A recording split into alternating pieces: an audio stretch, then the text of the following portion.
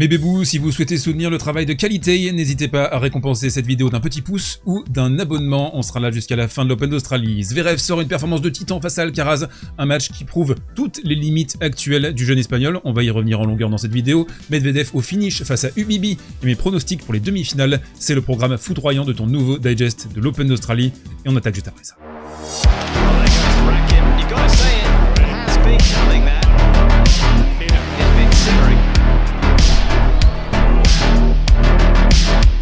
Allez, on attaque cette vidéo avec l'analyse du match entre Zverev et Alcaraz qui s'est terminé il y a 1 heure maintenant. Un scénario à peu près similaire à ce qui s'était passé entre les deux hommes en quart de finale de Roland-Garros 2022, c'est-à-dire Zverev, outsider, qui adore cette position sans pression face à Carlos Alcaraz qui était attendu potentiellement comme le vainqueur de cette partie.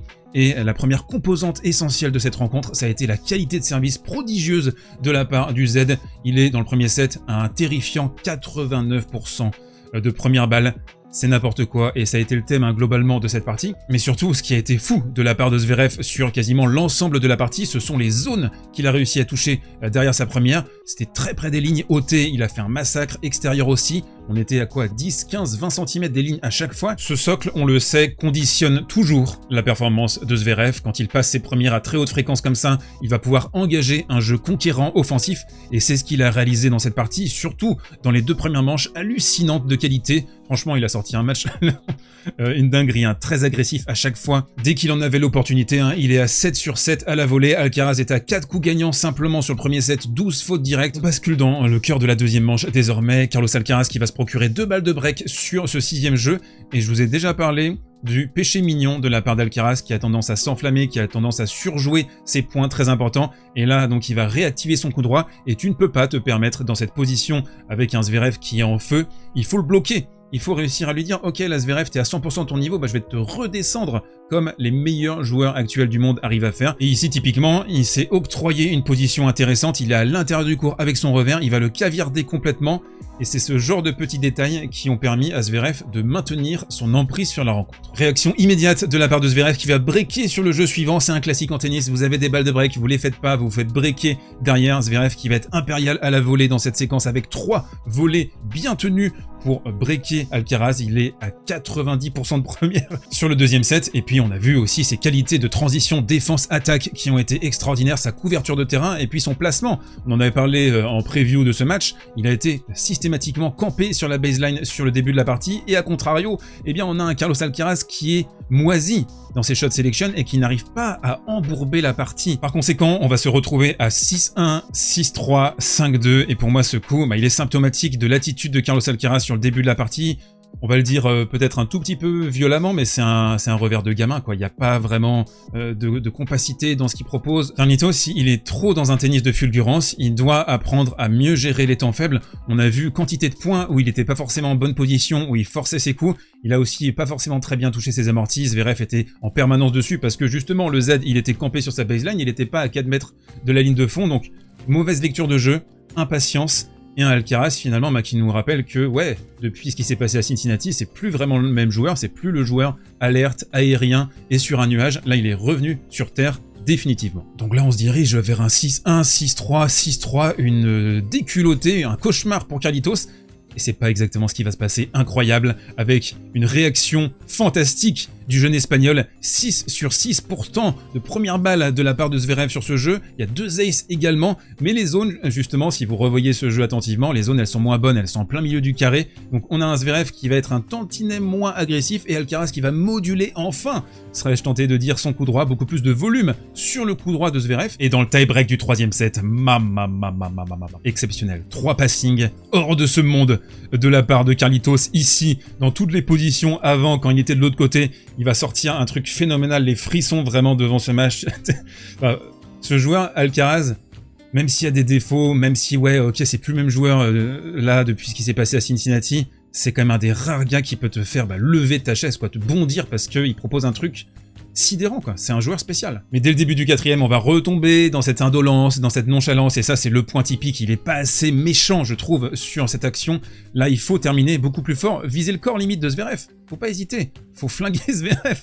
Là, il met un toute petite roucoulade côté gauche de Zverev qui va finir par remporter le point et breaker. Dans la foulée, Alcaraz qui va débreaker et on revient sur ce que je disais tout à l'heure, la qualité des zones qui va s'amoindrir du côté d'Alexander Zverev. On est beaucoup plus dans une zone centrale. Alors même s'il passe encore un nombre conséquent de premières, c'est clairement ce qui va aider Alcaraz à revenir dans ce 4e set. Carlitos qui va définitivement céder sur ce 9e jeu de la 4e manche avec 3 énormes fautes directes en revers. Zverev qui l'a travaillé, qui l'a concassé de ce côté. Il sait que côté coup droit, quand la flamme est activée, ça peut faire des dégâts. Donc il a coincé côté revers.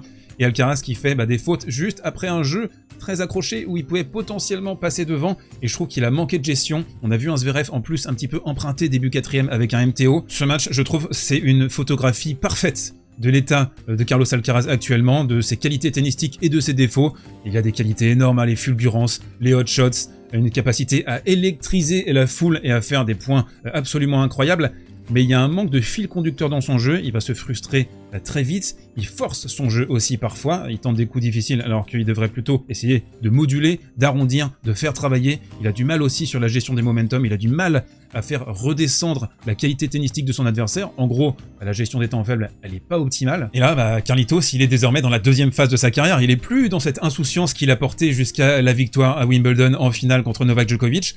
Il va falloir réussir à gagner en jouant mal, réussir également à moduler son jeu, à mieux identifier quand il faut attaquer et quand il faut défendre. Bref, c'est un challenge qui est super excitant pour lui, mais clairement, le Alcaraz version 1, c'est terminé. Analyse plus rapide du match entre Hurkacz et Medvedev, et non, ce n'était pas Daniil Medvedev, c'était Trollil Trollvedev. On avait dit en preview, jamais, non, croyez-vous que Daniil allait se rapprocher de sa ligne pour retourner. Premier point du match, il est campé sur la baseline. Incroyable. Alors qu'il le fait quasiment jamais. Je me souviens d'une fin de match contre Cressy à l'Open d'Australie, mais il fallait vraiment qu'il attende 3h30 de jeu pour le faire. Là, incroyable, il s'est tenu à ce plan de jeu toute la partie. Et Hurkacz a eu du mal à s'ajuster au début. Il n'est qu'à 33% derrière sa 2e sur le premier set. Donc là, vous voyez, ça c'est la position habituelle de Daniil pour retourner. Donc première balle, il est à 6 mètres de la ligne de fond. Deuxième balle, il est à 4,50 m. Et là, sur ce match, il a décidé qu'il s'appelait soudainement Novak Djokovic. Il est à 1,80 m, on va dire, derrière la première balle. Et puis il avance aussi, ça c'est surtout important, il avance quand Ubi est en train de lancer sa balle. Et derrière la deuxième, il est carrément campé sur la ligne de fond, n'importe quoi. Donc break immédiat de la part de Daniil Medvedev qui va se faire empêtrer et débreaker sur le 6e jeu. Servara disait ensuite à l'équipe, c'est dommage d'avoir lâché ce débreak parce que ce premier set aurait pu être remporté plus facilement, mais on retiendra les slices vénéneux très utiles face à Daniil sur son revers. Le tie-break du premier set, ça va être une Danilade, une barbelade, 4 fautes directes de la part de Hubert Hurkacz, comme ici par exemple dans cette position en revers. Le deuxième moment clé de cette partie se situe au début de la 2e manche, déconcentration de la part de Daniil et Hurkacz qui va être fulgurant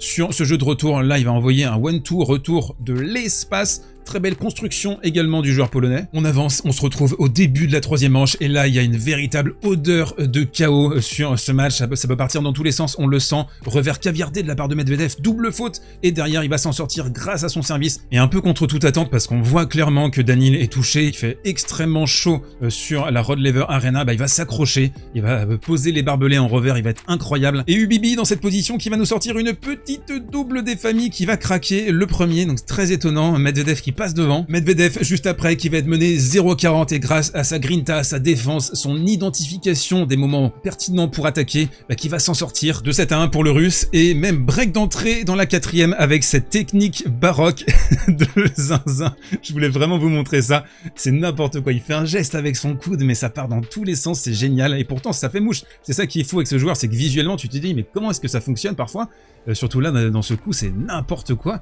Et ça rentre, ça reste dans le cours. Il y a un contrôle qui est ouf. Hurkacz qui va carrément s'accrocher. Il a fait son match le Ubibi. Il est à 38 sur 52 à la volée. Il y a 30A. Il y a un petit interstice. Daniil a fait une double. Et on avance, on met la pression.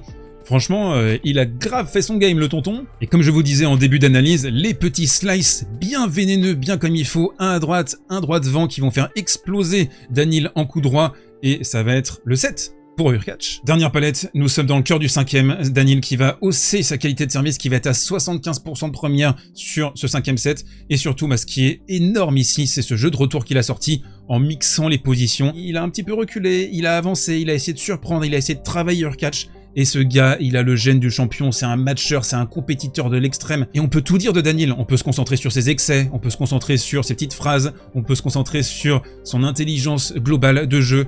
Mais ce qui est sûr et certain, c'est que ce gars-là, il a un truc en plus par rapport aux autres, et il l'a encore montré aujourd'hui. Mais est-ce que ce serait pas l'heure du coin prono sponsorisé par les Winami de Winamax qui sont avec moi sur l'ensemble de la saison 2024? Vous avez le lien dans la description, jusqu'à 100 € de free bet pour toute première inscription.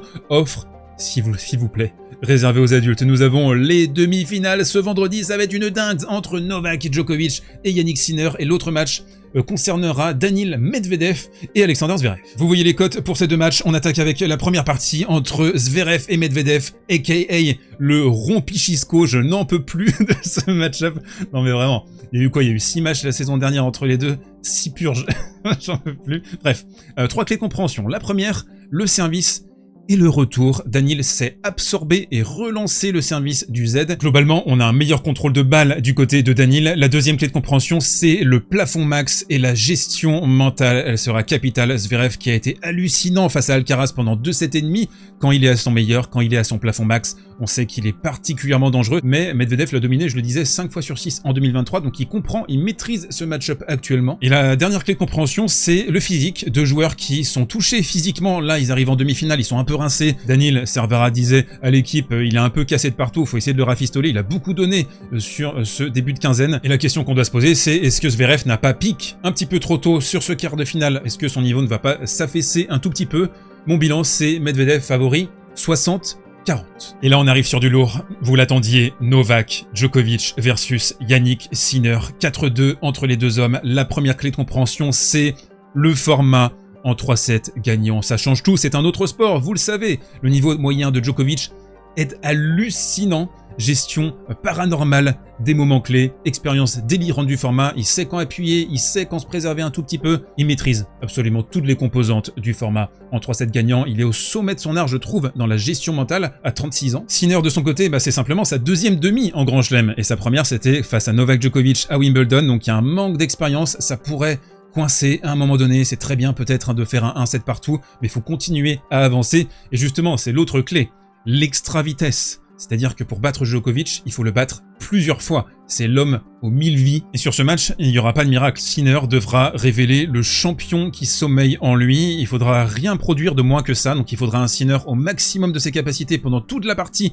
avec une gestion des temps faibles extraordinaire. Et à contrario, un Novak un petit peu moyen pour que ça passe. Et la dernière clé, c'est l'agression permanence. Sinner devra installer sa force de frappe, faire se déplacer Novak Djokovic, le travailler au corps. Ça, c'est un impératif, mais pas que. Il faudra également de la variété, peut-être forcer, spammer le revers de Novak. On sait que c'est là que ça peut queener de temps en temps, par exemple en finale de Wimbledon face à Carlos Alcaraz. Donc la mission pour l'Italien, elle est ultra difficile, mais elle n'est pas impossible. Il va falloir croire en soi, il va falloir aller encore et encore et encore au combat.